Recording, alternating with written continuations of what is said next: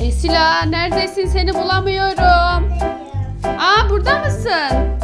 O ne Esila elindeki? Baloncuk makinesi mi?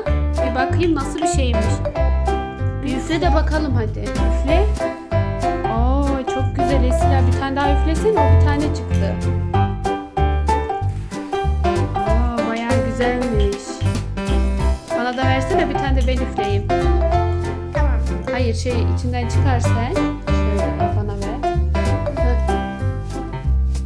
Ben yapamadım Esila.